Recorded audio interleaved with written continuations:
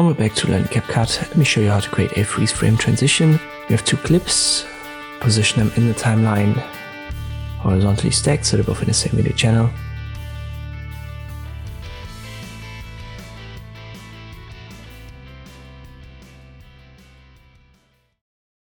Then move to the end. We're going to keep that entire first clip here. Here the second one starts, so sunset. You want to click on these three stripes, export still frames.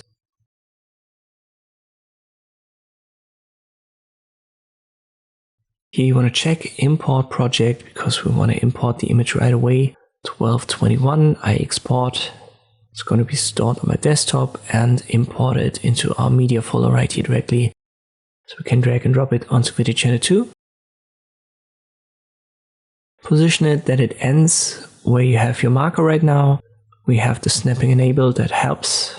Then go to the start position of this freeze frame. We have video basic, then blend, open a drop down. Start the animation by clicking on the diamond icon. Go down with the opacity to 0.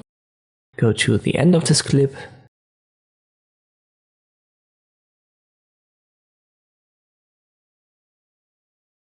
So right here where the second clip starts, and then create another keyframe, increase the opacity to 100%. Then play it.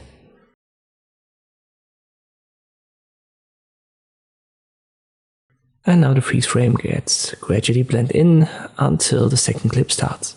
So it's a simple blend effect created under Video Basic. Hope this video was helpful, thank you for watching, and I'll see you next time.